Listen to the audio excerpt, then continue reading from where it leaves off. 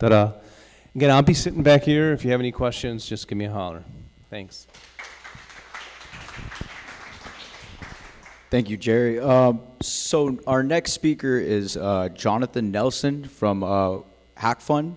I'll let him explain a little bit more about Hack Fund, but welcome, Jonathan. Hello. Hi. How you guys doing? And we're going to get our slides up here in a second. I'm Jonathan Nelson. I am the CEO and founder of Hackers and Founders. And I have a confession to make. I'm going to the dark side because I'm angry. A number of years ago, just next slide. Aha. A number of years ago, I think there's a slide or two on who I am.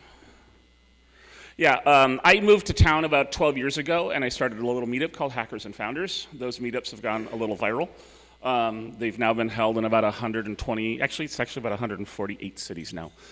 48 countries and a couple 100,000 tech founders have gotten together. Who knew that getting together in a bar or in a space and hanging out with other nerds and talking about startups would be like a thing? It's a thing. I've been spending the last decade of my life running around and saying, hey, do you guys see what's going on here? You go up and down Sand Hill Road and say, dude, there is a lot of really cool shit happening around the globe. And you get a lot of VCs that are like, that's nice, Jonathan, that's lovely. Yeah, send me your best startups. And I'm like, okay, like who do you want to meet? They're like, well, you know, pitch, traction, this and that and the other thing. I'm like, okay, what's pitch? Like, give me a good pitch, and what's good traction? And eventually you start to provide introductions, and they're like, oh, what country are they from? Mexico. Have you seen the last episode of Narcos? It is absolutely amazing. I am never going to invest south of the border. There is a lot of crime and a lot of corruption down there. And I'm like, that's kind of racist, isn't it? And so I've just gotten really frustrated with it, and I started to learn, like, how does this whole venture capital scene work? So I've kind of tried to reverse engineer venture capital. I've spent the last 6 years helping companies from overseas move here. Our business is called the Hackers and Founders Co-op. So startups would pay us a bit of stock. We would help companies land here. We would help them scale. We would help them raise. We'd help them restructure legal immigration. We would help them basically do whatever they needed. I have a doctor on call 24/7 in case one of my founders gets sick, because I've had 2 CEOs get sick without health insurance, end up in the emergency room, and guess what happens? They send you a very large bill. So now I have a doctor on retainer, and so if one of my CEOs gets sick, they just see my doctor for $100. And so anyway, I've been spending a lot of time looking at how startups get capital. We spent about 2 years looking at occasionally when you run a large mailing list of nerds and the government does some boneheaded stuff, like anybody remember SOPA and PIPA when they were gonna like change DNS?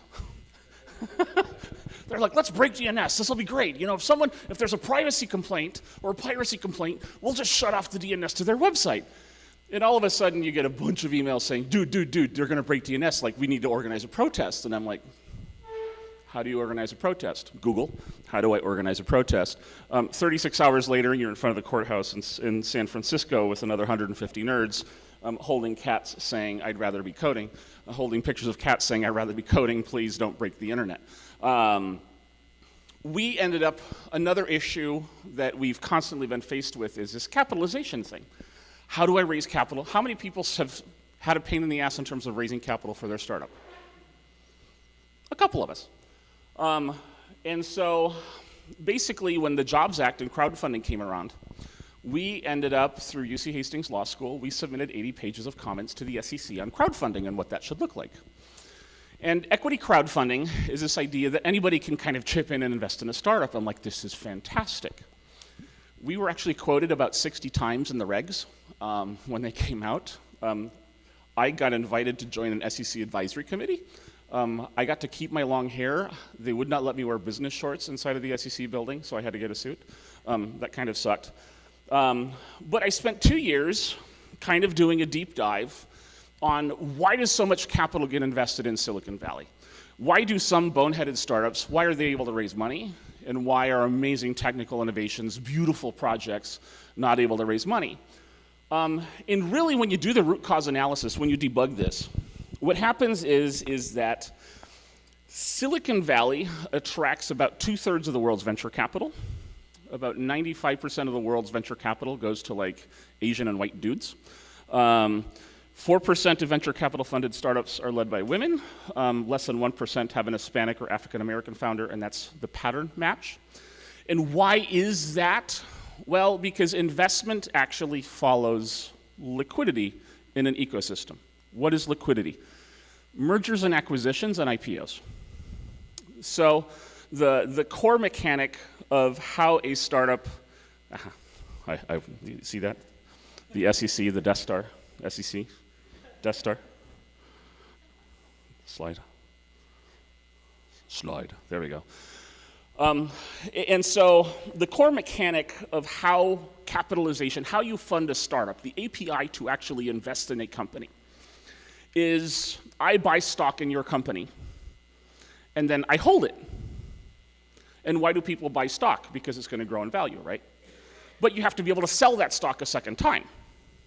And in the current model of how we actually invest in companies, you can only sell that stock a second time if Google acquires you for $1 billion, or you have an IPO, which means anyone in the world can actually sell your stock. And so 80 to 85% of the world's tech mergers and acquisitions happen within 60 miles of here. And so this is why 2/3 of the entire world's venture capital gets invested here. And essentially, when you're looking at, for instance, Latin America, we started a program in Mexico for companies scaling across the Spanish-speaking world. Latin America is a really interesting market. 10% of the world's economy speaks Spanish. It's an $8 trillion a year industry.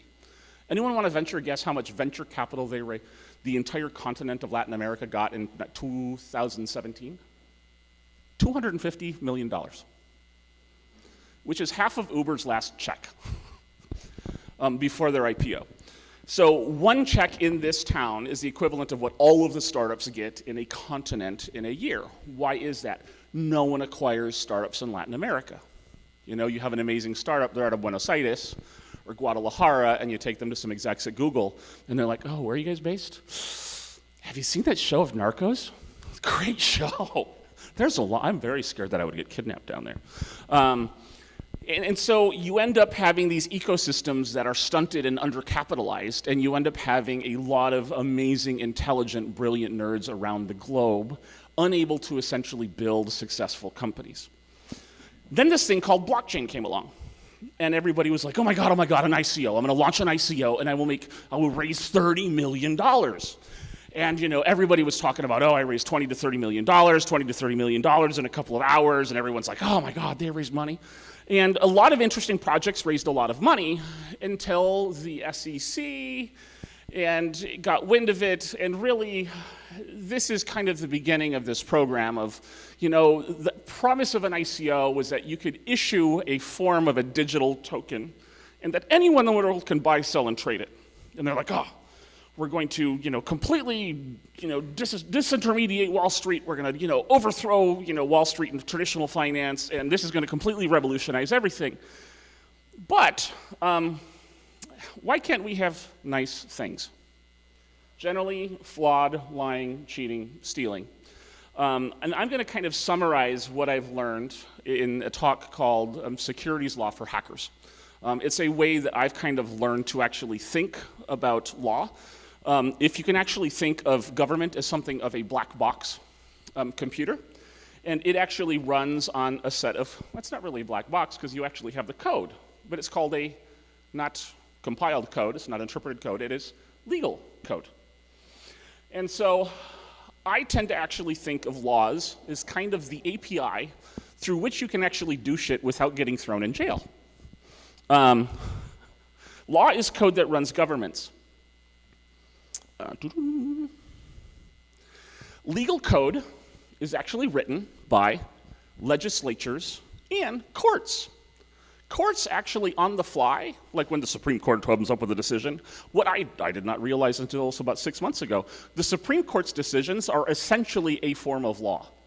It is a form of common law and then there are statutory law, and then there's the law that's actually written by the legislatures. Now, this law is actually enforced by a type of compiler called the police, the FBI, the IRA, the IRS, Irish Republican Army, overthrow! The FBI, all sorts of three-letter acronym names, and some of them have guns and jails, and so it is a very kind of strictly interpreted, depending on where you're at and what you look like, it can be a very strictly or loosely compiled language. Unfortunately, this law is interpreted, and it is an interpreted language, and so there is a form of duck typing. If you're familiar with languages like Python, where if it looks like a duck and it walks like a duck and it quacks like a duck, you know what, I'm going to treat this as a duck. When the legislature writes a law, it is interpreted by the IRS and the SEC, and then if there is a complaint, if there's an error message that's actually thrown, the regulators will actually kick it over to the exception handler, which is the court system, and then the court system will actually go ahead and sort it through and come up with kind of the final word of saying, no, this is the way that we need to actually go. But a lot of us, there is a lot of argument over, but dude, the law doesn't say that. Well, sometimes it does, sometimes it doesn't. Legal code is duck typed, I'm sorry. Some of you are a fan of strictly compiled, strictly typed languages. That is not legal code. So let's actually import finance law. From US.law finance, import securities, commodities, and money. When you're actually talking about, everybody has been saying, I'm going to issue a token. And no, my token isn't a security. Well, why? Because I use it. It's for membership. It has a utility.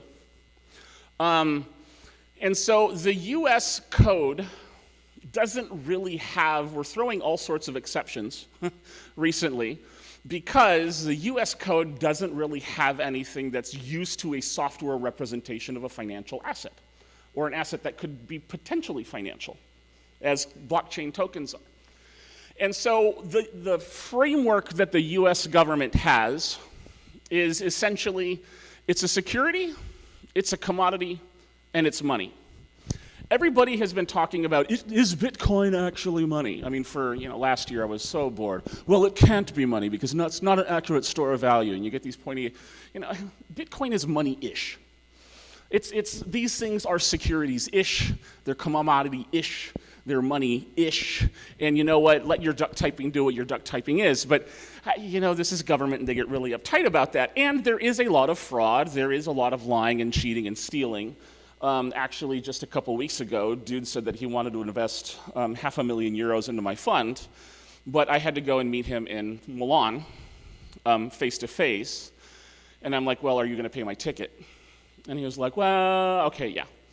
And as soon as I'm ready to buy the ticket, he's like, but I'm going to need you to actually bring $100,000 in Ethereum with you so we can actually trade it in person. And I'm like, no. I've been there before, something's going to happen. And so there's just a lot of shysters in this industry because everybody has thought that it was kind of very gray. And it's a lot of, when you're on the internet, the first things that happen on the internet, if you guys remember, there's some ugly parts of the Usenet. Early in the day, there were some ugly parts of AOL, there's some ugly parts of the web, there's some ugly parts of the dark web, there's some ugly parts of the blockchain space. And honestly, I think that, importing a couple of laws around this isn't necessarily a bad thing. The SEC is officially the Securities and Exchange Commission, and they are basically, the commodities is a commodities futures trading commission. They focus on commodities. Money is governed by an organization called FinCEN, which is a financial crimes enforcement network.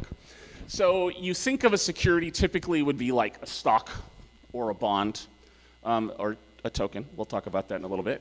A commodity would be like pork bellies, corn futures, stuff that's kind of static and just kind of sits there, and we're going to create a paper representation of that, and that paper representation can be bought and sold. And then money would be like a credit card transaction is considered money. A bank transfer is considered money. Probably sending Bitcoin, if you're going to issue your own Bitcoin, you would have to be regulated by FinCEN. If you are going to create another version of money, That's a giant pain in the ass because getting certified to become a money transmitter in all US territories, it's a state-by-state sort of thing. So you have 50 states and 8 US territories, and it costs about $1 million per territory to actually get licensed. So to create your new money coin, you would essentially have to, your starting costs are $60 million just to like not run afoul of them and go in jail. So you really would like things to be a security or a commodity. Let's look at how the code that actually created the ASCC was created. In 1933, we had this new technology called the telephone. And it was amazing. Like, you could actually talk to somebody on a device around the world. And so the people in the finance industry, there was a number of shysters. And it was, the stock exchanges have been around since like the 15 or 1600. And usually you had to go to a place and buy, sell, and trade, right? You had the telegraph, so you would go to an office, usually called a bucket shop, and you would place an order and say, I want to buy, 10 shares of, the Rockefeller United or whatever, Rockefeller Standard Oil. I want to buy 10 shares of Standard Oil for this price. And so they would telegraph the order back to Wall Street, and they would actually, that order would go into a room and people would yell, and you would actually execute the trade in this meat space thing. Except that process would take sometimes a day or 2 or 3, and you started having some of these bucket shops, and this is really pretty unregulated for the first 200 to 300 years of stock exchanges in the United States. Globally. And so what people would do is a bucket shop would actually receive a large buy order, and then they would call their friend and say, dude, we're going to send this buy order, but we're going to slow walk it. Go ahead and buy a bunch of stock and charge an extra $5. It's called front running. And so there was a lot of problems with stuff like this happening during the Great Depression. So Congress passed a law called the Securities Act of 1933. And basically it just said securities issuers, if I'm going to issue a security, I need to provide some financial transparency. There were a lot of companies that were IPOing on smoke. There was a lot of companies that ICO'd on smoke. And so basically, the commit comments of the Securities Act of 93 are, look, when you're selling these financial things called securities, you can't lie, you can't cheat, and you can't steal. If you do, you go to jail.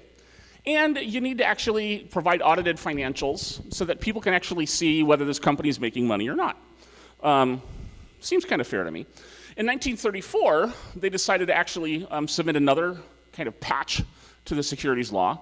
And they said, we need a body, an organization to actually manage this law, to enforce it. So we initialized the SEC, we gave it a few extra powers, and we said, what if people could buy and sell loans? That would be interesting. What if we could, take out a loan as a company, and then people could buy, sell, and trade that? And so we initialized this thing called bonds, and we said, this is also a security. In 1940, some clever nerds said, hey, what if we can actually take a bunch of these securities, and what if we can actually bundle them and sell part of the bundle? We'll call it a fund. Ding!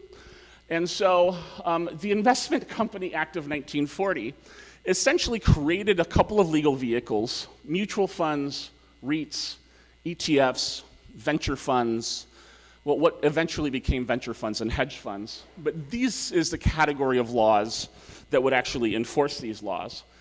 And then we started throwing some exceptions. This dude by the name of W.G. Howie said, I have an orange grove, and I have a deal. Like, you're going to buy part of my orange grove, and then it was really complicated, and then somehow you will actually make money off of what I'm doing with the orange grove.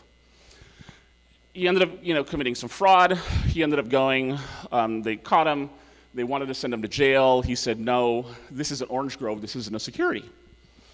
And it went all the way up to the Supreme Court. Kept on throwing exceptions to the ultimate exception handler, which is the Supreme Court of the United States.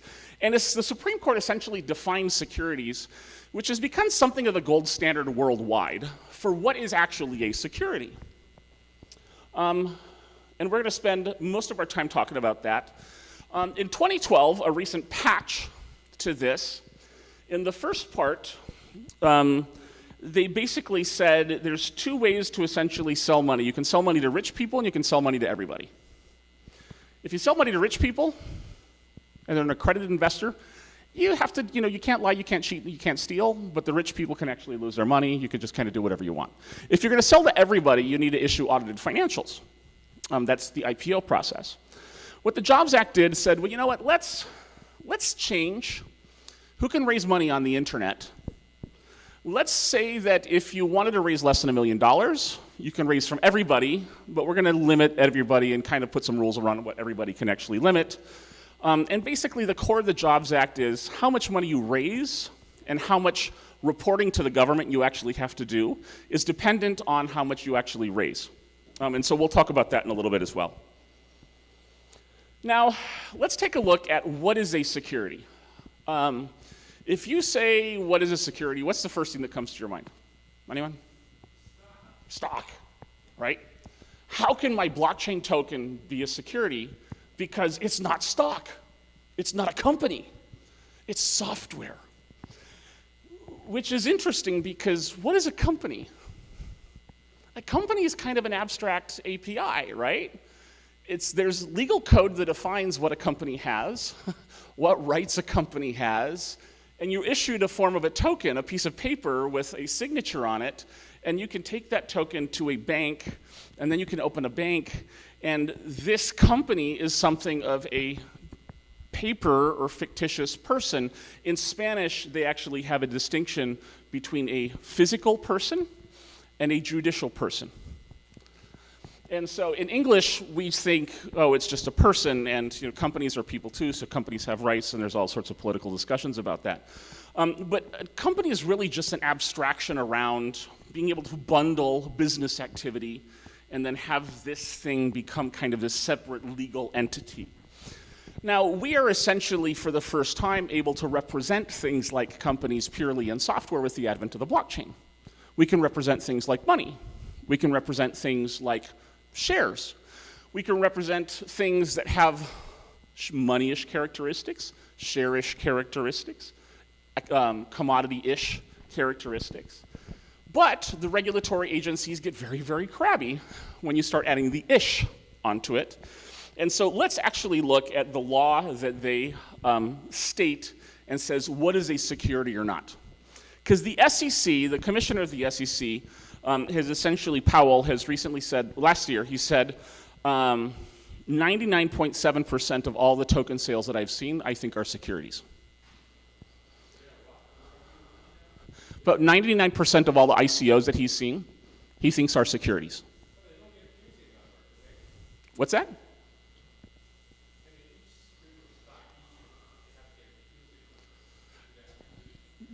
No, but that is not the definition of a security. The courts, the Supreme Court is what defines the security. This is the legal code that they actually use. It is a contract, transaction, or scheme whereby a person invests his money, or her money, in a common enterprise and is led to expect profits solely from the efforts of promoter of a third party, blah, blah, blah, blah, blah. Let's actually translate this into pseudocode. If the buyer of your thing expects to profit from your work, then I'm sorry, your thing is a security. And I'm going to say this many, many times, because this is actually a fairly simple concept, but if you follow this as you're working with blockchain, you can avoid jail, which is a very good thing. So read it with me. If the buyer of your thing expects to profit from your work, I'm sorry, your thing is a security. One more time. If the buyer of your thing expects to profit from your work, then I'm sorry, your thing is a security. If the buyer of your thing expects to profit from your work, then I'm sorry, your thing is a security. Boom. Code, Pythonish, is a security. We have a buyer and we have a thing, right? If the buyer of the thing expects profit plus plus, then return to, else false. You notice what is the ultimate thing that determines if the thing is a security or not? The expectation. It is the expectation of profit that defines what is a security. It is not whether something has a specific code number. It is not whether it's a share. It is not whether it's a bond. It is the expectation of profit in a financial investment. There's one little exception which is thrown, which we'll talk about in a little bit. But this, blew my mind when I finally understood this. So when you look at, is a bond a security? Well, people expect to make money off of the bond, right? Is a futures contract a security? Well, yeah, because they expect to profit from the efforts of a third party. And so if Jane buys some bread, let's write some test cases. Because we're good programmers and we do test-driven development, right? Everybody does that. We don't test on the server like I do. We don't test on production like I do. So let's actually assert, is Jane, she's going to buy some bread. Is the bread a security? False, right? Obviously, Jane is not expecting to profit monetarily from the bread. If Fred buys a pony, is that pony a security?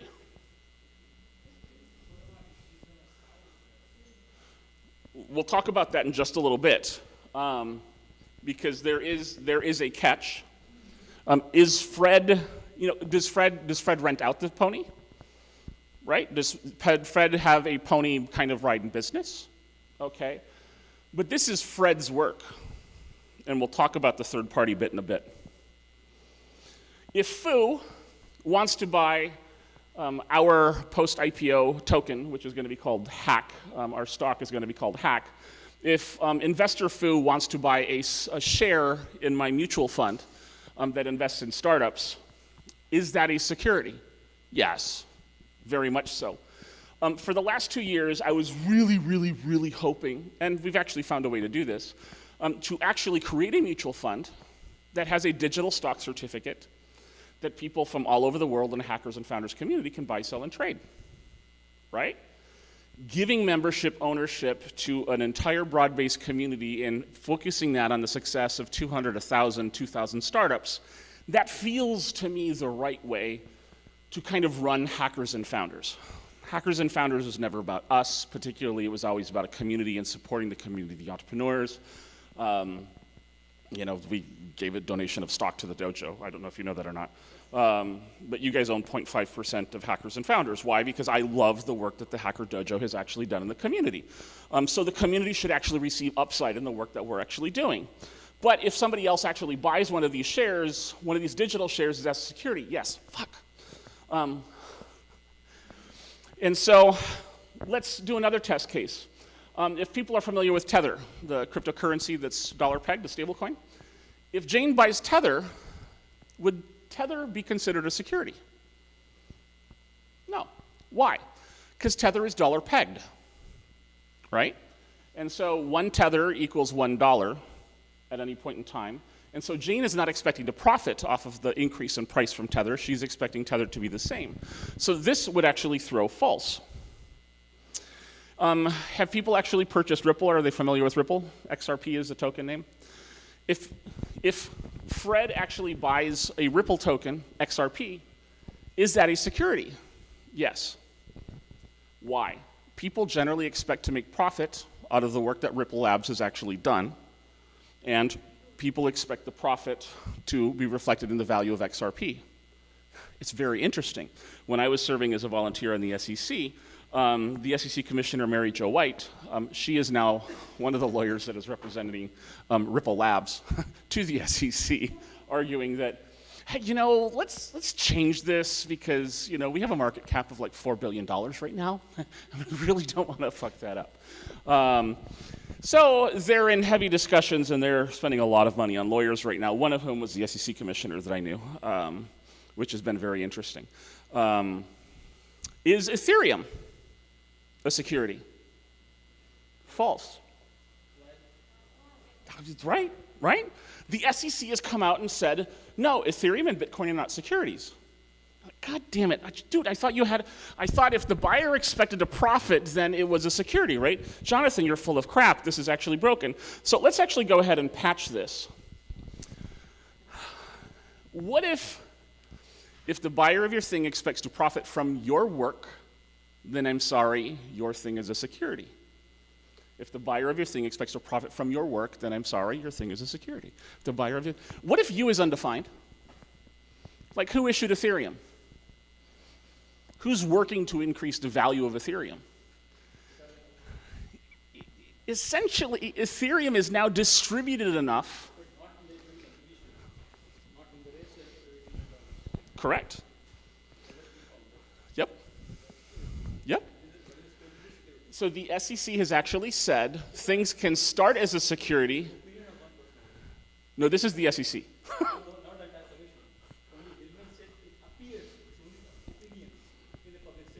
So ultimately, the SEC, 3 to 5 people on that ended up voting and saying this is how we're going to regulate it.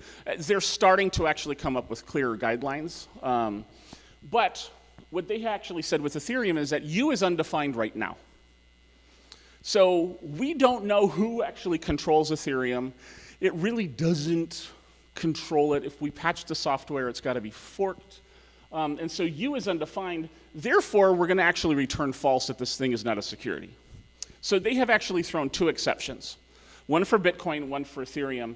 Actually, earlier today, they actually came out with the first statement of a company issuing an ICO, and they said, we're not going to prosecute this, so you can do your thing. Specifically because they issued a lot of rules around expectation of profit, and that this thing was going to be contained inside of one kind of software ecosystem. Yep.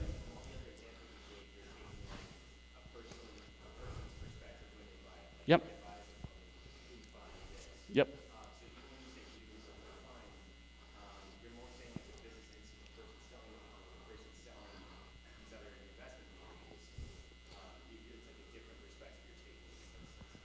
So there's the buyer and then there's you. There's the buyer and then there's the issuer. Okay. If the issuer is undefined, but let's make it a little bit more generic, because Ethereum obviously did have issuers. Satoshi was a person, unless Satoshi is kind of a divine being that came and. What's that?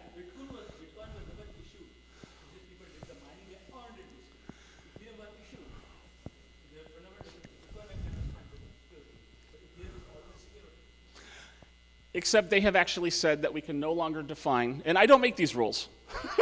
This is the regulatory agency. I didn't write the compiler, I didn't write the interpreter. I'm just trying to explain it in nerdish, because this is how I understand it. And so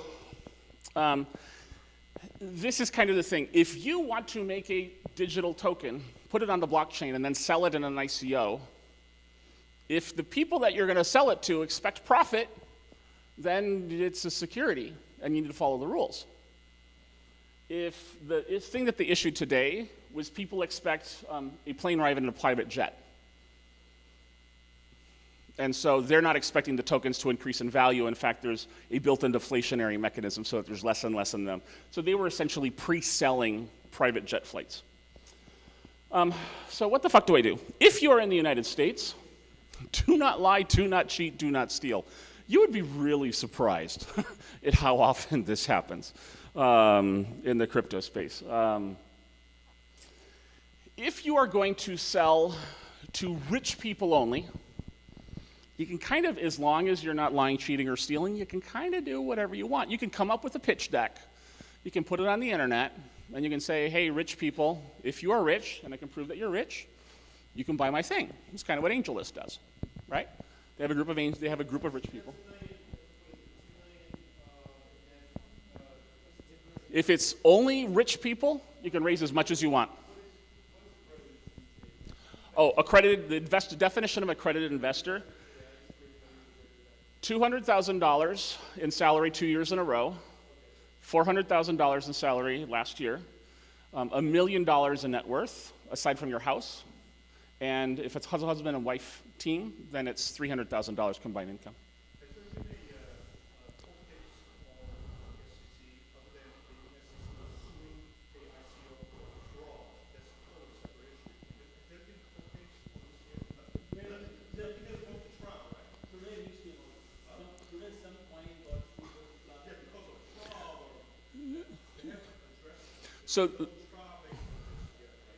So there is a number of enforcement actions that they have actually taken.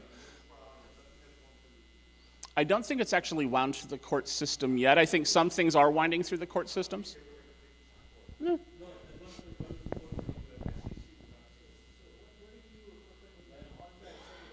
I'm sorry? I cheated. Locale equals US. If your buyers or sellers are in the United States. Or if the SEC thinks that you're associated with the United States. I'll tell you what we actually decided to do, because we're actually black boxing around the US. So there is an exception that you can say, and we can sell to rich and poor people. And by poor people, I mean the poorest 94% of us. If you want to sell to the poorest 94% of the United States population, you can actually sell your thing, your token, your stock, under these category of rules. And what you have to do is you have to report reviewed financials. A CPA has to have looked at your financials and said, yep, you got financials. They don't make a valuation decision on it. They just need to actually review it. You need to also do it through kind of a licensed portal. But you can raise up to $1 million from muggles, essentially, non-rich people. There is a category, you can raise up to $50 million from everybody, rich and poor, the poorest 94, and you have to report audited financials. The CPA has to go through your financials and say, yes, these are accurate. And they sign it, and their license is essentially working on that. So you can sell up to $50 million once a year using this Reg A+. You do also have to submit more documentation to the SEC. You have to submit the audited financials to the SEC, and you have to do annual filings, but it's much less than a full-on IPO. And then, a bug in my slides is else, if you want to sell your thing to everybody in the world, rich and poor, you have to file for an IPO.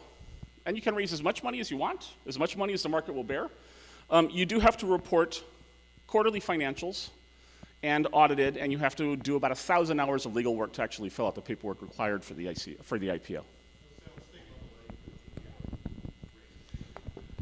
If you can actually get the regulatory box on a state level, there is a box in here called Reg A. I didn't include that because you could only sell to California residents. Or if you're in Rhode Island, you can only sell to Rhode Island residents. Wouldn't that suck? So what we actually decided to do was we were qualifying for IPO rules, and I can talk a bit more about what we're doing there. Another thing that you really need to do, there's another set of laws called Kyc Aml. Basically, it is know your customer and anti-money laundering checks. Silk Road really screwed us in this industry. Why? Because crypto just got this thing for being, scammers, liars, cheaters, people avoiding taxes, blah, blah, blah. What we've actually done in terms of some of our token sales is this is basically, you have to know who's investing, you have to get a photo ID, and you have to be sure that they're not a terrorist or a money launderer. And there's the government, the US government actually has an API, surprisingly, for AML checking. There's a couple of companies that we've actually used. We liked Onfido's system. For KYC, if you actually want to look, is there a likelihood chance of, is this money laundering? Is this cryptocurrency wallet a money laundering wallet? You can actually, from CoinFirm, do an API call and actually get a confidence score. They have a lot of really interesting data on that.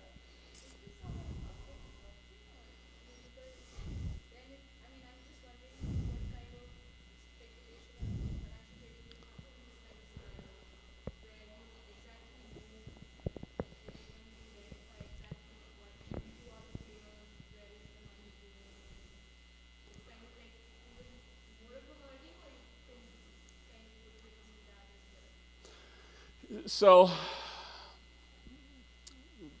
state the question again. Let me just be sure I'm understanding it correctly.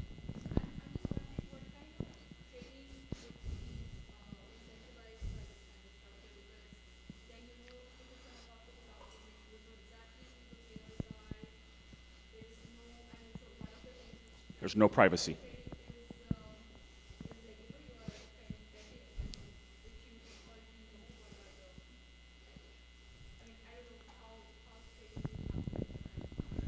So, but this is kind of the rule.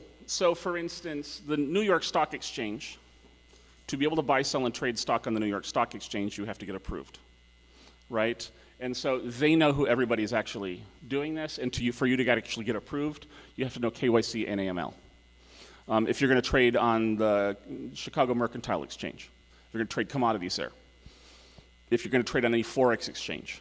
Forex is a little bit loosely regulated internationally, but you're absolutely right. There is, when you do a token offering and you comply with the laws, there is no privacy. The issuer will always know. The public doesn't necessarily know, but the issuer will always have to know who actually owns your token.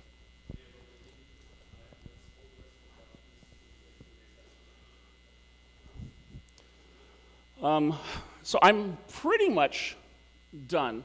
I will tell you what we actually decided to do. Good call, man. So what we actually decided to do is we are building a venture fund that is tokenized. It's essentially going to look a lot like a mutual fund. People are going to be able to buy, sell, and trade it on crypto exchanges. We are filing for IPO in the UK.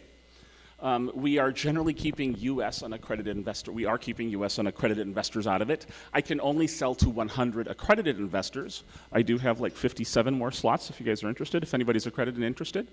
But at the same time, these things will actually sell on a crypto exchange. No one really believed that we could actually do this and actually comply with all of the rules. So when crypto winter last fall happened, we raised about $2.5 million this way. We made a first couple of investments.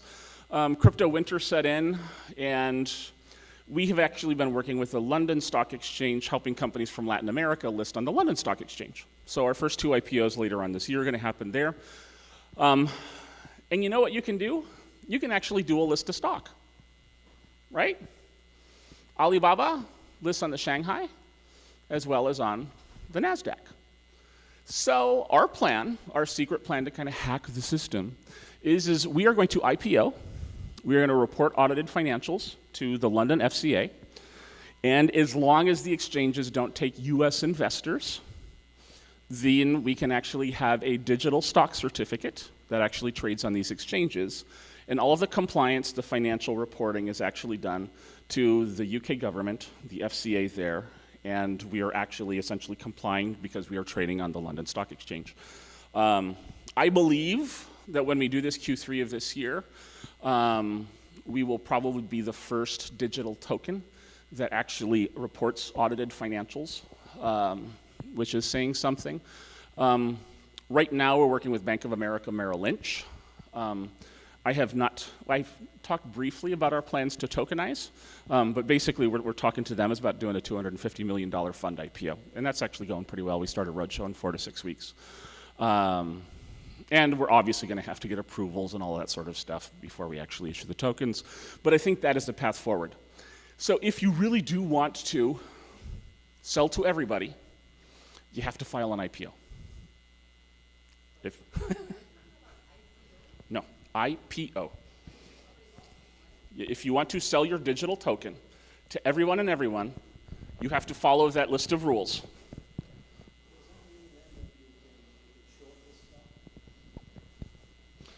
Accredited, 1 million, 5 million, or IPO. Can you short my stock? You will be able to short my stock on the London Stock Exchange.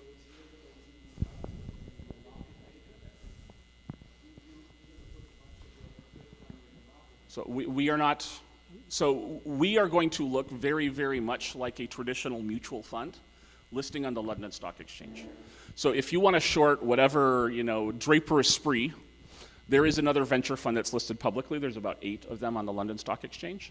If you want to short them, you can short them through your brokerage. Because it's about 10 to 15% of the cost of doing this in the United States.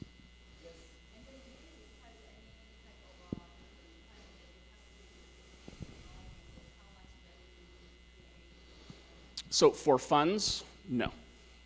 They have 4 different tiers of exchanges. One is called the London AIM. One is the specialist funds segment, which is we're going to either be listing on those first 2, One is the LSE Standard, London Stock Exchange Standard Board, and then one is the Premium Board. And you get more access to more people the further up you go, and you have to report more and more. So the reporting that we actually have to do is we file a full prospectus. We say this is who we are, this is what we've done, this is who we do, and this is legally binding, and if I screw this up, I go to jail. And the market says what the market is.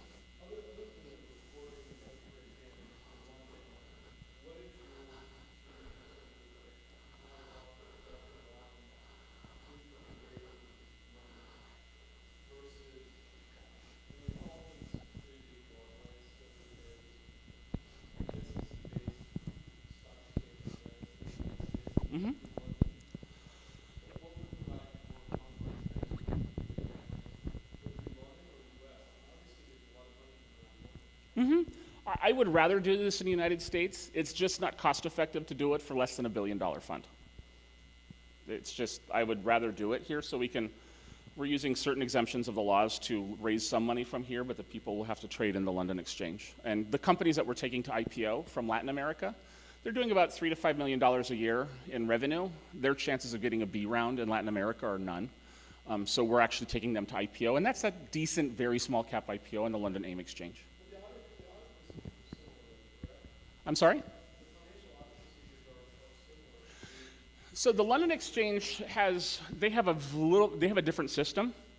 So instead of my having to file all of my data with the SEC and incurring all of the legal and accounting costs to do that, I get what's called a nominated advisor. Basically, they're my chaperone. And my chaperone gets to look full open kimono, nothing there, nothing here, nothing under the armpits. And then they actually handle the reporting to the FCA. So it's because of that, and you have to pay for your chaperone, your nominated advisor, but it decreases the cost of maintaining an IPO to about 15% of what it is in the United States.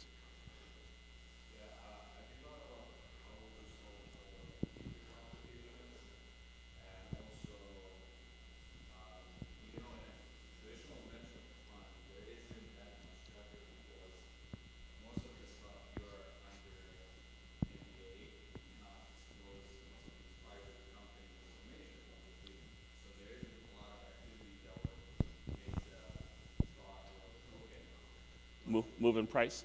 So what we are doing is we're working with a company called Carta. They will provide quarterly valuations for us. They make it really easy. It costs me about $250 to $1,000 per company per year to actually do that.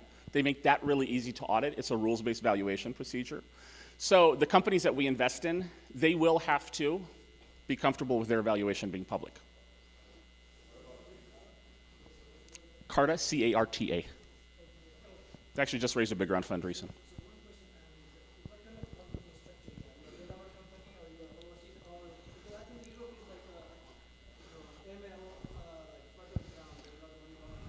So we are a Cayman Islands closed-end fund. And so we are a publicly traded closed-end fund listed in the Cayman Islands, and we issue stock. And then it is under UK common law. And Cayman Islands are extremely anal retentive about money laundering laws. It used to have a bad reputation about that. No more. That is one of the things that they're very strict on right now.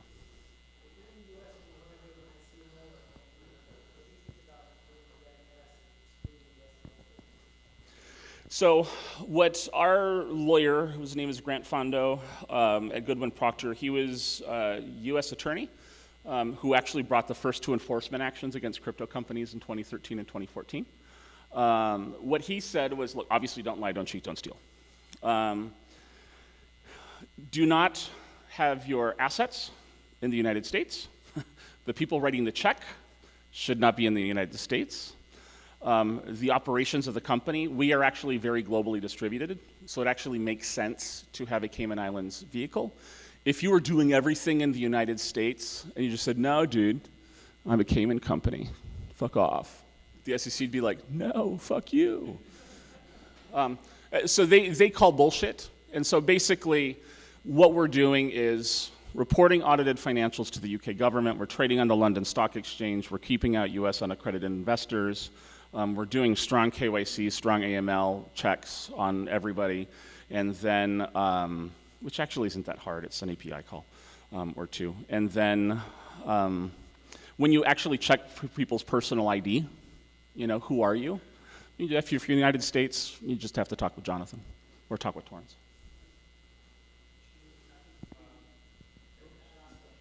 Last question.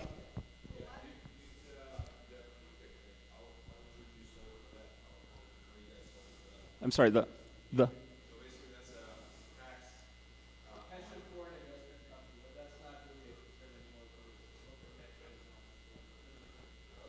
So we are going to actually have to file additional forms for the tax and foreign investment company for the U.S. investors. And last question.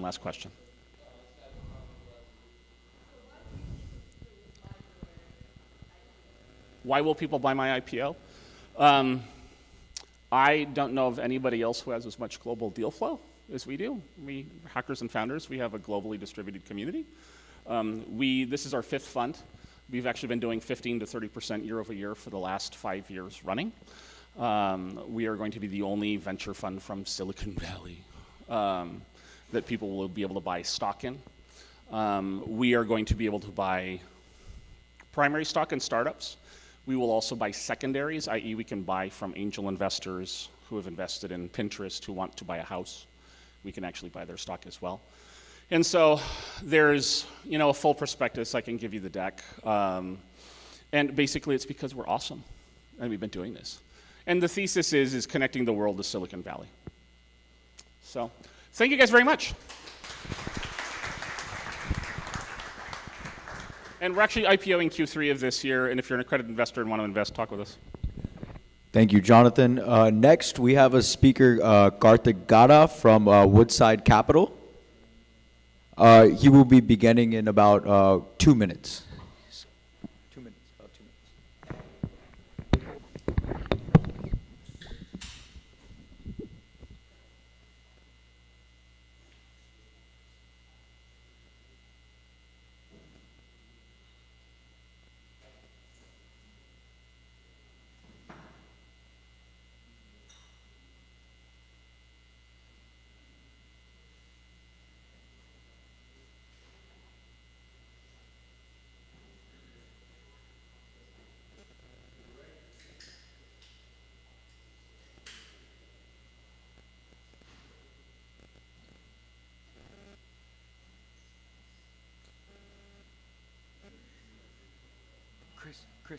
Chris, what's the code?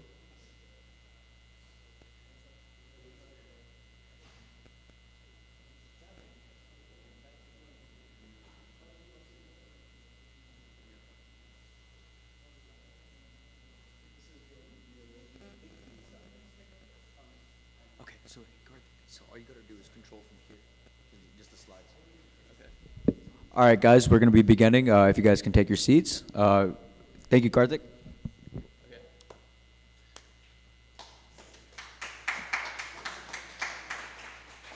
Okay, so my presentation, it's good to see a lot of familiar faces here. Some of them who have seen this before, but there's some new additions here as well. So new business models in blockchain.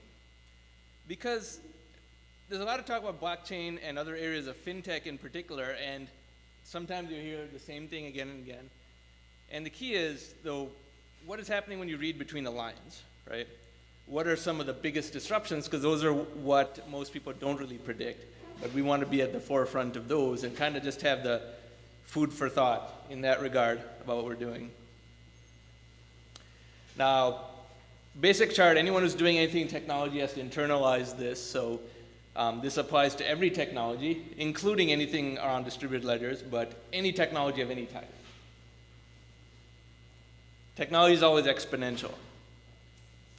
It's not linear. Human beings are trained to think in a linear sense. I teach a class at Stanford about the economics of disruptive technologies, including blockchain. I show this at the start and finish of every lecture because it takes a lot of deprogramming to start to think this way. But a tech entrepreneur usually succeeds when they have an understanding of this, because then you know when to do the right thing and what market to pursue. Technology is always exponential, not linear. Since humans think in a linear sense, they projecting that, oh, Social Security will be bankrupt by 2080. 2080, I mean, and things like that. Or this will happen, it will take 500 years for Silicon Valley's housing supply to catch up to demand or something. You hear crazy things like that. No, it's always exponential. That means that it seems like nothing is happening for the majority of the time. And only towards the end does the disruption really occur. And anyone who wasn't closely following it and following it in an exponential way is always taken by surprise. But this is what we see happening. The final 80% of the progress is always in the final 20% of the time, give or take, that type of distribution. And that's what we're going to see with distributed ledgers, blockchain, and the business benefits therein. So brief walkthrough, history of money, right? Kind of see where we're going in terms of how we got to where we are. In prehistoric times, you had barter, you had very crude bartering of whatever substance was valuable within the small community of interaction that people had. People lived in villages or tribes of 50 people, maybe they knew one or two other tribes, but their entire existence of everything they did was 100, 150 people. Then you get to physical tokens, also known as precious metal coins. This at least standardized around certain appealing and precious metals like gold coin, silver coin, but there were a number of problems. Whenever a nation state or regime changed, then you had to melt the old coins, make the new ones. It was also easy to steal the precious metal because people would always shave a little bit off of a gold coin. And if the 100 or so coins that you transact, you shave a little bit off of, you have all these little shavings, you can make a whole new coin out of that. That sort of thing happens when archaeologists find these coins they found, about 20% of it's shaved off because people were stealing the precious metal. So that went on for a while. Then it gets interesting, paper money. The first concept of that was 618 AD, so 1,401 years ago. And it was not easily accepted. People went to paper money, they went away from it. People even died over this, about the conversion to paper money. And it was not an automatic process. It took a long, long time. A lot of people don't realize that the United States didn't really have paper money until 1862. 1862. There were banknotes before then, but you didn't have actual paper money in terms of $1 bills and that sort of thing until 1862. If you look at a Western movie from any period right before then, you see all the money is always in coins. There's not dollar bills in some of those movies set in that period. So even though paper money conceptually started in 618 AD, it didn't become normalized until much later, much later. Then you get to electronic money, 1861 AD. But when did everyone start using it? That took a long, long time. Even in the late 1990s when Amazon had first started, people were worried, I cannot put my credit card over the internet. How can I do that? How can I give Amazon my credit card number? People thought that in 1998, 1999. Now everybody does transactions online. That's how long it took for electronic money to manifest. And the most recent innovation, cryptocurrencies, 2009, Bitcoin started. The vast majority of all activity, time spent, talks like this one have occurred in the last 24 months, only 2017 onwards, under the exponential trend. And that's what we're seeing here. Cryptocurrencies are more advanced than electronic money because now you have a technological component to other aspects of money and a broadening of what we consider. You have things like mining, you have things like smart contracts on distributed ledgers, and so forth. Now, if you see how we arrived at this sort of thing, you have to think about the layers of fintech disruption. Fintech, a word that isn't as old as we may think it is, only 7 or 8 years ago did people even start to use that term. You know, banking and payments and things started a long time ago. PayPal was 2003. You know, and then you have the earlier type of fintech, then you go to deeper things like cyber currency, business finance, consumer finance, and then you get to things like the ledger itself, the reorientation of all kinds of assumptions around what a transaction can be, how it can be recorded, and so forth. And that's why you're really in what is not just an era of blockchain distributed ledgers, but FinTech 2.0, because FinTech 1.0, let's say 2003 to 2015, that was one peak, and now we're in a FinTech 2.0 because every other type of FinTech vertical is now being substantially transformed by distributed ledger technology and artificial intelligence, and towards the end I'll show you how the two join together to become the ultimate synergy of where we are ultimately going with all this. So probably everyone here is very familiar with distributed ledgers and how they work, but in a basic sense, we're accustomed to institutions that are centralized ledgers as a clearinghouse. Distributed ledger is the new model that is more cost-effective, more robust, and that is the basis for what we can do. In a more simple sense, a block. Technically, the more accurate term is distributed ledger rather than a blockchain, but a block represents a transaction. It's validated by people on the network. You don't always know who it's going to be. It's never the same group of people. But because you have enough trusted people vetting a transaction, a block is added to the chain. You can see who did what transaction, who sent money to whom. And then the chain grows as more transactions are done, and it aggregates more data. And we'll see why data is important a little later on. Blockchain history. When you look at this chart, I'm sure you've seen this in a variety of forms, but remember how this ties back to that exponential trend of technology. A lot less happened in the first 80% of this chart. Skip the first four things. Go directly to the red part, 2013-14. Financial markets and applications using blockchain. Smart contracts, the biggest innovation. Well, that is where tokenization or raising money through an ICO or an STO, security token offering, suddenly becomes more dynamic because you have a feature inserted into the transaction and to the security and to the entity itself that can account for very automatic responses to a variety of transactions and transaction decision points, smart contract. Only 2014 to 15 and the commoditization of that. I remember 18 months ago to get a smart contract done cost $80,000 because there was so much demand and so few programmers. Now it's almost free because there was a supply response. Tons of young folks just changed their field of study in college to become smart contract programmers, and the supply became high, and now you can get it done for very little. And then 2015 to 16, permission blockchain solutions, application, market consolidation, of course, but you see how a tremendous amount has happened only in the final 20% of, let's say, this 25-year time frame. Exponential rate of progress. If you were sitting in 2014, it would still seem that it's Bitcoin, what is it? You know, where's it going? Why is this of interest to me?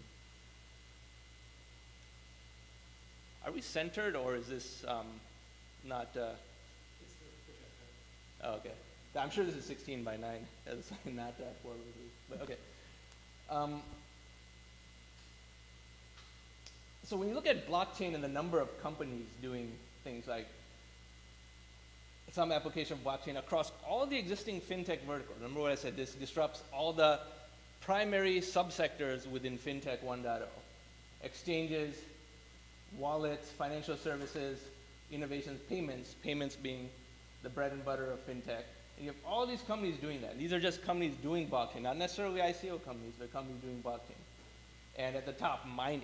Mining itself, what is that?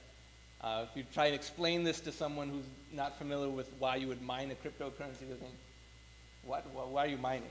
I mean, are you digging somewhere? What are you doing? No.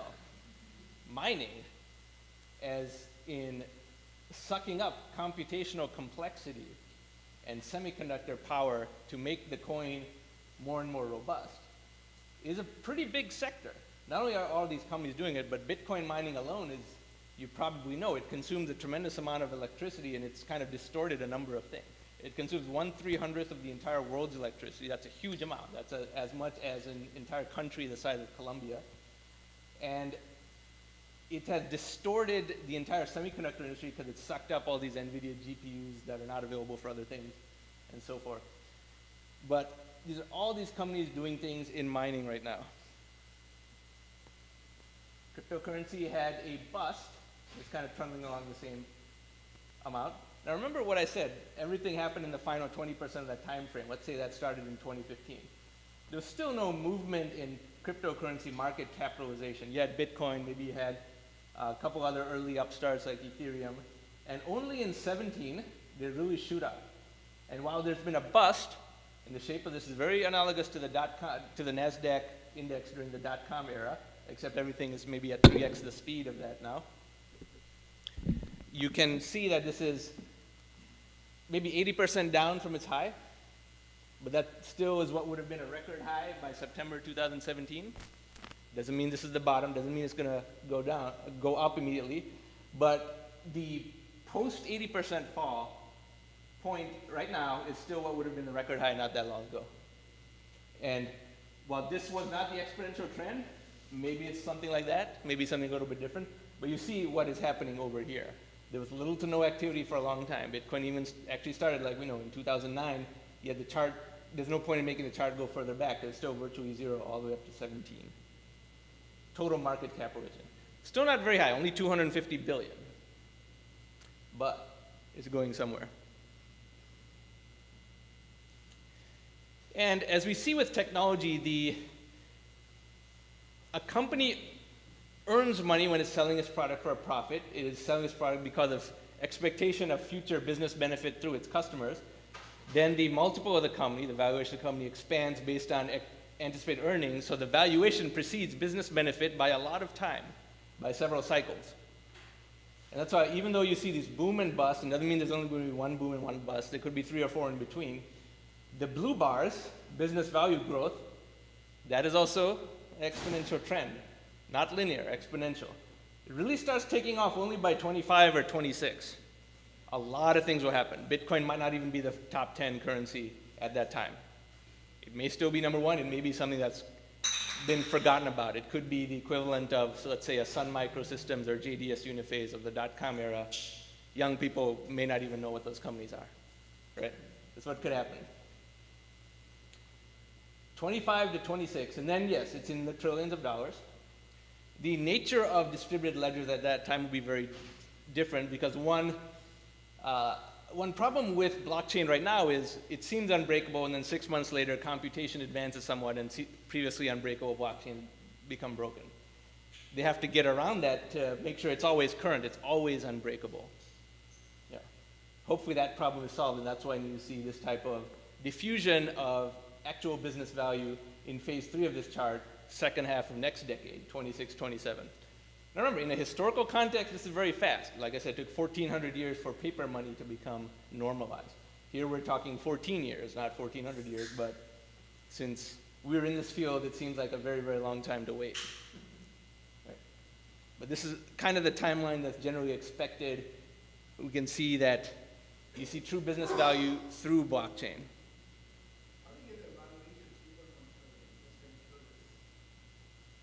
Well, it's an estimation of productivity gain manifested relative to legacy systems. 3.1 trillion cumulative, 3.1 trillion per year reached at that point. Now, it could be plus or minus whatever amount, but that's generally what's expected. 2030.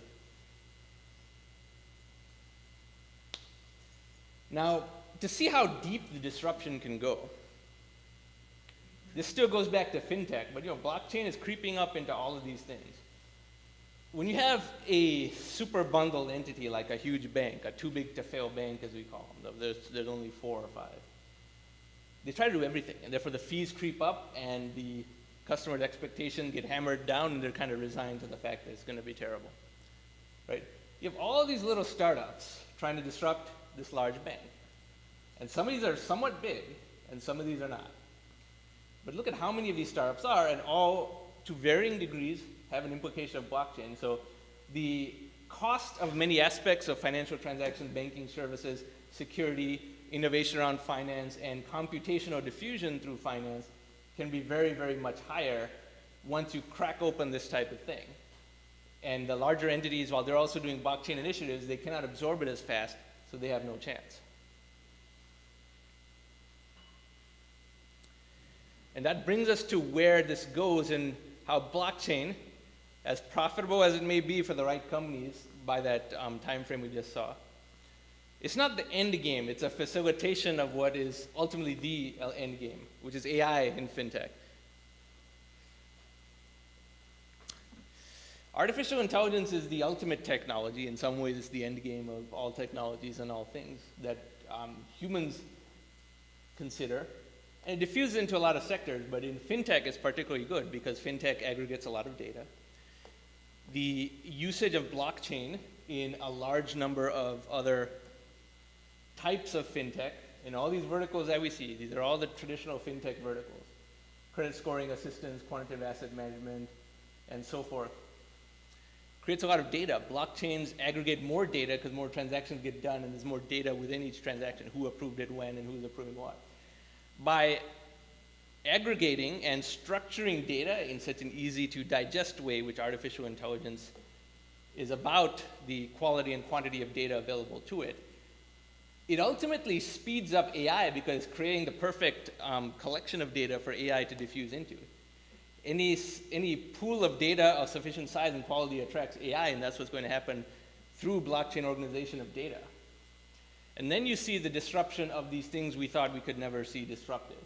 We talk about how a big bank is hard to disrupt. Well, look at that biggest sub-vertical on the left-hand side and how many companies are in there. Regulatory, compliance, and fraud detection.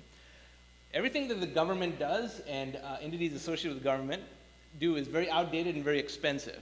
Like, why do we have to start a company that's registered in the Cayman Islands and goes IPO in London and then does all these other things like that? Because there's a regime you have to avoid that is outdated, right? It's kind of,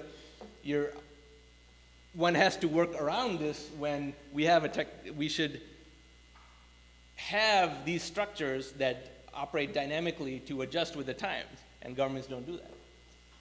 Now, to give you some perspective of what the true disruption is in all this, consider what the value of certain things that we use every day might be versus the prices we are kind of inured to spending. When you get your license plates renewed from the DMV, let's say your sticker in California is $300. And you're used to paying it, right? You don't question that. If you're late, there's an $80 fine on top of $300. But what do you get? You just get a sticker that links to your driver's license to prove that you own the car. Now, $300, why shouldn't that be on the blockchain? Why shouldn't all the DMV where you wait in line for an hour, why shouldn't that be AI that's on the phone 24/7? If you think about that, whatever you get for that should be much cheaper, right? Now, if the technology industry, sure, they give away products for free to get your data, but let's say on the surface it's free. When Yahoo Finance is free, Gmail is free, YouTube is free, Netflix is $8 a month, you can never saturate it. $8 a month, so $96 a year, you can never exhaust Netflix. iTunes, you can't spend $300 a year on that very easily, you'll be saturated before then. But the DMV sticker is $300 a year. What's wrong with that picture? DMV sticker should be $2 a year, right?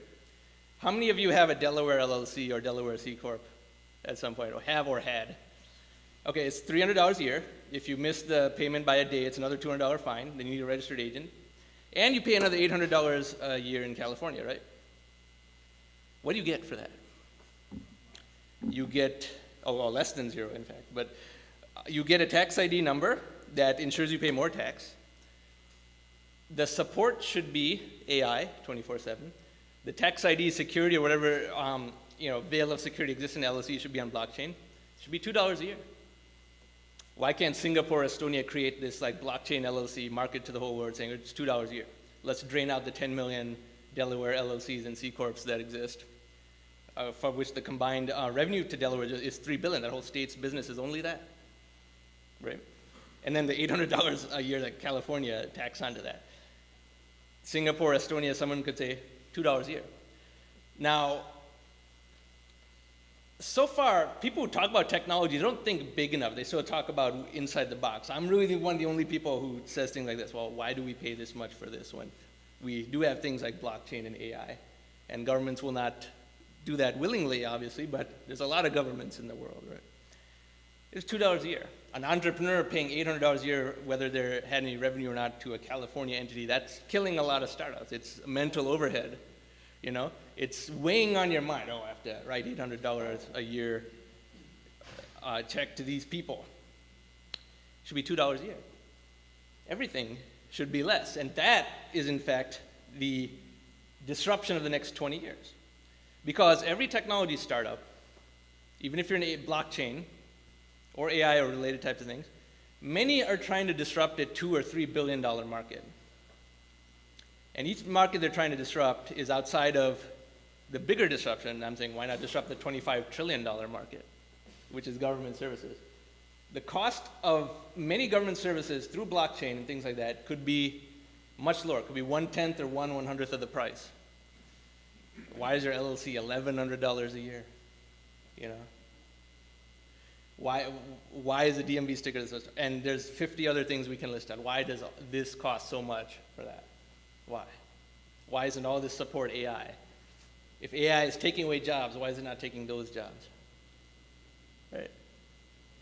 That's the big disruption to think about, because that is where the mega trend is going, and too few people see that. But when the nation state and regulatory bodies of not just the United States, but many other major countries are not moving at the speed at which technology and money wants to move, then yes, one has to do an adaptation, like be in Malta, be in Cayman Islands, do an IPO in Toronto, in London, somewhere else like that.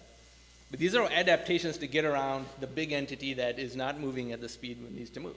Every single securities law in the United States puts the year of the law in it, and they realize that's what makes them look bad. 1933, 1940, everything is 80, 90 years old, right? And the older a law is, the harder it is to ever change. To the human eye, because the human does not think exponentially, thinks linearly. Technology doesn't care, and that's why you will see disruptions where you didn't expect. Things you assumed you couldn't change are actually what will attract more disruptive pressure because they were more expensive relative to what's technologically possible, which is always the function of what attracts more disruptive pressure. Now, a little bit more about just the statistics of ICOs and, as we call them now, security token offerings, STOs. Pure play ICOs are losing steam. There's very few happening now. This bust goes over here, and then it's just a series of lower numbers. People still do STOs, but they raise 1, 2, 3 million at a time. There's not these $200 million STOs, which is good because the costs of all the services around that have gotten cheaper. Blockchain based services, such as, say, smart contracts, are now close to free. It used to be $80,000 for a smart contract. Cryptocurrency lawyers used to charge $1,200 an hour. Now they can't do that anymore. All these other things are a lot cheaper because of the bust, so now the speed of innovation is actually faster, not slower. Faster innovation doesn't mean you're making a lot of money yet, but when you have a bust like this, that's when the speed of innovation is considerably faster. And that's why you see why companies had to do ICOs. It was a messy solution. It has a lot of problems, but it's forcing the government bodies to try and catch up. The SEC will say, no, we have a blanket hold on blockchain approval. We have this, we have this. You can't move at that speed. Technology and money wants to move at a speed maybe 5 times faster than the government bodies want to move. And if they block it, the disruption just moves higher in the chain, and sometimes higher and higher. Things can completely bypass a large entity that is moving too slowly. And that's what I want everyone to see as the true potential of this opportunity, because you can't have 1/3 of the world economy at low and getting lower everyday productivity while the other 2/3 is moving at higher productivity. That gap becomes untenable. All these technologies, cryptocurrencies themselves were just an attempt to escape from that type of suffocation. Blockchain and ICO is also an attempt to escape that kind of suffocation, because if you raise venture money, it's too low tech, it is tedious, the entrepreneur is in too little of a power position. You have to visit Sandra Road 40 times. You have no way of probing kind of what your valuation would be. There's no limit order capability, so to speak. It's not easy to do secondary transactions unless you're a very big company because it's in large blocks. All these things are bottlenecks. The reason IPOs are expensive in the US is because they haven't modernized the law. It costs $3 million a year. That's why there's 350 unicorn companies worth $1.5 trillion who are not going public, because it's a waste of money. It's just too expensive. Even Uber, they try to delay it as long as possible. Now they're forced to, but only after being 110 billion in market cap. And more tech companies have gone private, actually, than public. Now there's only 3,700 public companies in the United States, which is not even enough to fill certain indices, like Wilshire 5000.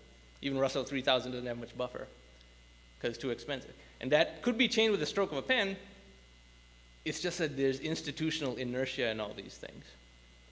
Other funny thing, a credit investor we were talking about, they never adjust the cutoff for inflation. So the $1 million net worth thing was something they said in the 1970s, and yeah, that was actually wealthy at that time. They don't adjust that, so now more and more people become a credit investor. That also meant that IPOs go away because there's too little money left in non-accredited investors relative to accredited investors. So while being a public company so people with E-Trade accounts can trade your stock was a big thing in the 90s, now there's very little additional capital to be had. And companies like Uber go public only now because they have to. There's pressure to do that. They have too many shareholders, not because there's more capital available to them than there would be if they stayed private up to the size that they've gotten to. Institutional inertia causes adaptations that can go in very hard to predict and sometimes very weird directions, and that's what we're seeing with the innovation on blockchain and so on. Now, I'm sure it's not just a projector. This should be center justified. But anyway, so I've written an entire book that I post online. It's available for free. It's the basis of my class at Stanford as well, about exactly this thing, how technological disruption goes to whatever is more overdue for disruption, how you can judge what is overdue for disruption and focus your entrepreneurial energies around there. And at this point, even the most overdue industries for disruption are all ones heavily tied to government. So the boss monster, as we say, is behind all of them, that government is still just as unproductive as a century ago when all these technologies are available. Like I say, the $300 DMV sticker versus $200. The $1,100 LLC versus $2. These are things that will happen before very long, and when it happens bit by bit, it'll be more orderly. If there's too much resistance, it'll happen in one sudden shock. And that is the greatest disruption of the next 20 years. I hope you remember that over the next 20 years when you see this, like some small agile country says, I'm going to control all the world's LLCs because I'm going to make a $2 LLC. Or I'm going to do this and have that. And some small countries' the business profile will be around that, like Estonia. So I hope you can look at that. There's 450,000 readers of this book, and it's been on a Google Talk, and I'm going to be on another television show on Saturday that will also be posted online for that. But something to see and something to focus your entrepreneurial energy around, because this is where the greatest magnitude of disruption will be, and therefore highest chance for big success in a startup if that's what you're looking for right now. Always think ahead rather than before a certain trend becomes obvious, because then it's not as attractive because it's already after the fact where the real visionary is already too entrenched into that. Yeah. So with that, we can take a couple of questions. Yes? So suppose I'm putting my $2 LLC on a blockchain in Estonia. How will you ensure I'm giving you correct information, not fraudulent information? Because you're bringing information from outside. So the KYC AML aspect of that is already very cheap. The content, for example, for the LLC, if some outside data is coming to blockchain, how do you verify truthfulness of that data which is going on blockchain?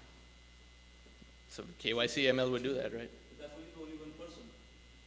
Well, there are international LLCs already. Like right now, if you want to do an asset protection thing, you can do a St. Kitts or Nevis LLC, but that's $600 a year. I'm saying the same product, not very different. But when you modernize all the aspects of the identity, the registration, all that, and the security side, that's when the cost could be much, much lower. St. Kitts and Nevis doesn't have to charge $600. They just know that's what the price point is. The wages in St. Kitts and Nevis are not the same as in Delaware. But that's $2. And there's 10 million LLCs in the United States alone, and we want all of them to go away. And that state of Delaware, okay, you had a good run, but you're charging too much. And would the U.S. courts recognize those LLCs basically? They should, yeah.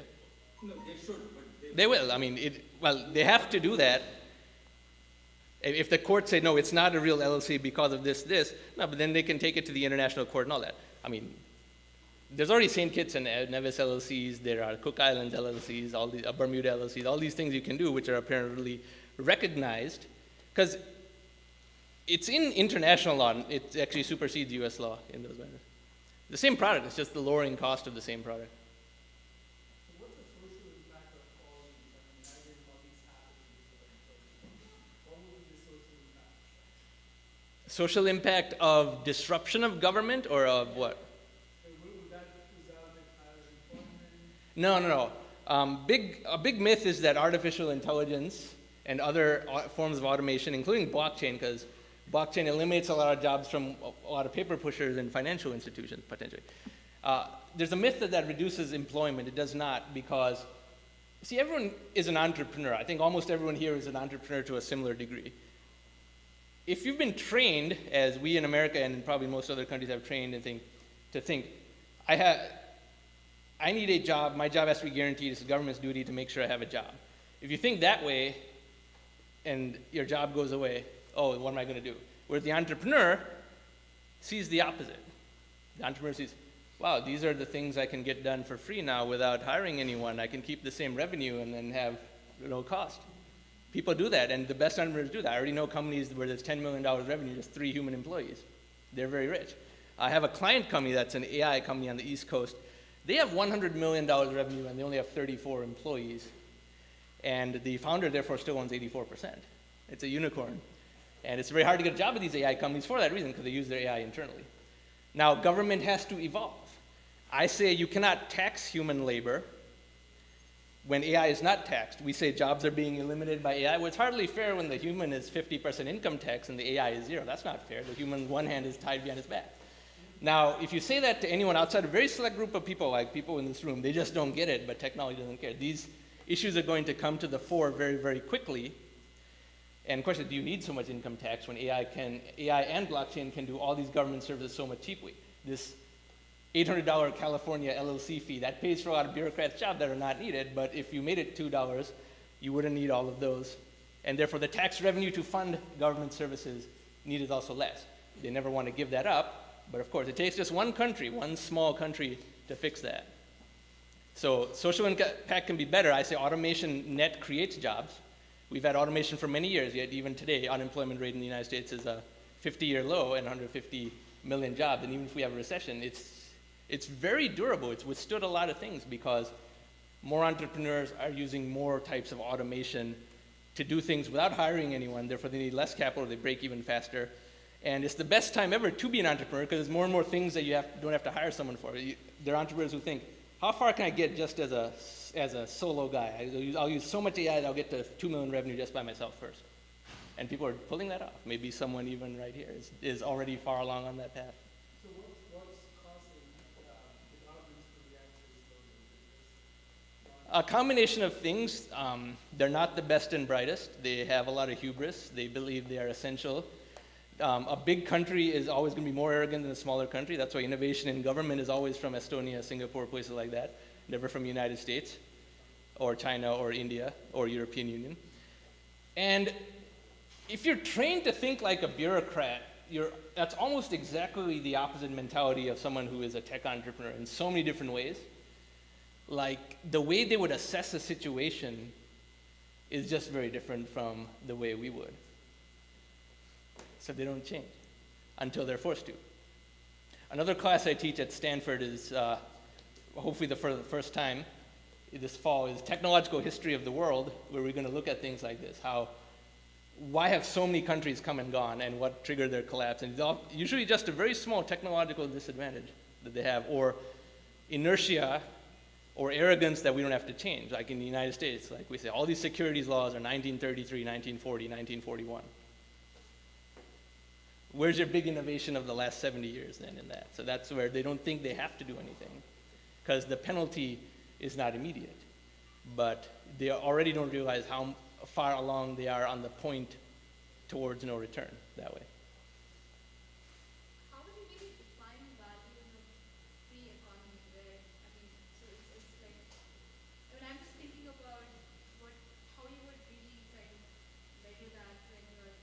It's not free, it's the same money that we have now. There's just more money because you don't have taxation of every transaction that way. That's the trend we would go towards. But you'd still have normal money because, truth be told, I'm not that big a fan of crypto. I believe it's a necessary thing to force certain change. But at the end of the day, fiat currency will still be what wins because it has governments and people with guns behind it and so on. But it's not a free economy. It's just a type of economy where you're not, you're eliminating the bottlenecks of innovation that people think are the status quo that could never go away. And when they're gone, everyone will say, oh yeah, of course, it should be this way. People in the future will say, oh, it was ridiculous that America didn't change its laws of going public for so late and that everyone did IPO somewhere else. So it was ridiculous that we taxed humans' income and reduced so much productivity for that when we didn't have to do that because we had AI to lower the amount of tax needed and to just generate the necessary revenue instead of humans. Today that seems strange, but in the future people will think, well, that was a strange period in history where they thought this was normal. But in terms of the nature of money, like, in this new economy where, I mean, I'm just, like, kind of trying to imagine how that nature of money would be so different from what we have. Well, it's really about, is there trust in the integrity of the system? And blockchain can do that because it can verify each transaction and show that this transaction was legit on this currency and things like that. That's why paper money took 1,200 years to be accepted. People died over that. There were wars over, no, we want paper money. No, we're going back to gold coins. No, paper money. And there were wars over things like that. That's why it took 1,200 years for paper money to be normal. Because when you think about it, well, why can't someone just copy this, counterfeit this? Let's print tons of bills in the back and just use them or something like that. We trust paper money now, which would seem strange to people 1,000 years ago. But that progression is still ongoing, and the similar progression would enable transactions on blockchain to be seen as normal, especially when the cost is so low that the volume of transactions become much higher. For example, to wire something, right? Domestic wire is $30, international wire is $125. Why? Why the same price as 40 years ago? If price of phone call can drop by a factor of 1,000, why didn't the price of a wire transfer drop by the same amount? Well, because they didn't modernize the technologies of security and information transfer associated with it. Then you have a step function down with blockchain. And eventually, you'll be able to do something analogous to a wire transfer for very little, $1 or even less. And that will happen very soon. And some would say it's already underway in certain substitutions. But people have to adjust to the new system, then need to get used to it. Yes? We'll take the last question. So, yeah, I guess specifically, like, why are you kind of against crypto? Maybe you can answer this very on this unfortunate thought. But it seems like, you have a country like Venezuela where the gold price starts going down, and you see a rise in Bitcoin laws being created. It's like it's almost a hedge against economic uncertainty for some countries. Mm-hmm. So assuming there was some level of stability with that token, or maybe some other use case or something like that, it seems like crypto would in fact be a pretty good. Well, I'm in favor of the disruption it's causing because it's drawing attention to a situation, and it is forcing the institutions to adapt at a rate faster than they ever would have on their own. But I myself don't buy any crypto for a number of reasons because, it's still just an escape point from the broader problem that I'm saying. Secondly, nobody really knows what's going to happen. Like people who are very big Bitcoin advocates, they say things like it's a store of value, things like, well, store of value shouldn't be fluctuating several % a day. But there's one other fundamental issue, and this becomes a very long debate when people talk about it. Everyone thinks Bitcoin is the store of value, even in relation to other cryptos, but that's only because it's the most famous. It's only the most famous because it was first. In any series of anything, the first one is most famous. Every country thinks their first leader is the best one. Whenever a character is played by many actors, everyone thinks the first one is the best one, if the order was different. And that's why, but with technology, Bitcoin is actually the most obsolete because it started the soonest. Bitcoin's ledger is very, very energy intensive for mining, as I talked about. You can't do smart contracts the way you can on Ethereum ledger, and there's newer and newer coins coming out. So to think Bitcoin is the best crypto would be like saying iPhone 1 is better than iPhone 9.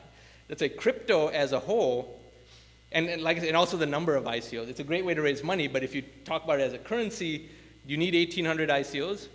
I would argue you only need 10 cryptocurrencies.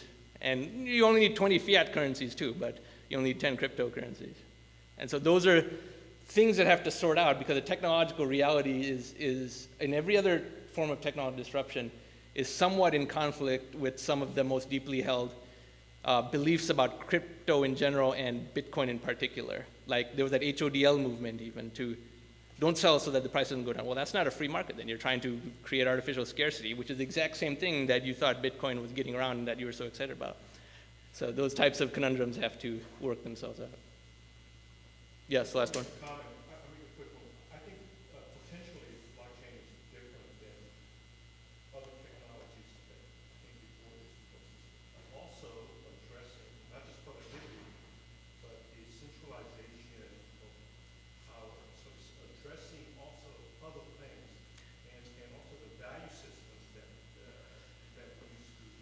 Yeah, yeah. That's why it cracks this very artificial centralization of power, aka government.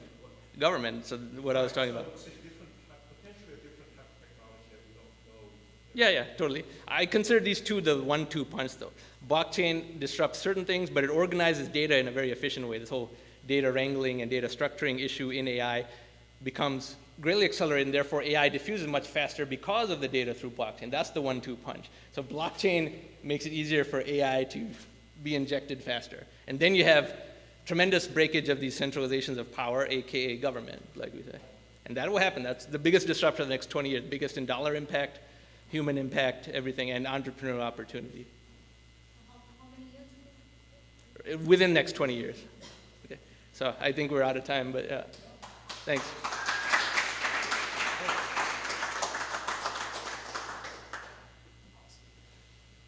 All right, let's give another huge round of applause for Jonathan and Karthik.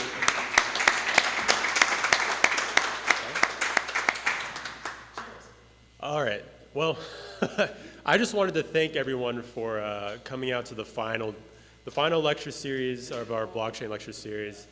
Big thanks to Ed and Hacker Dojo once again and the whole community. Shut up.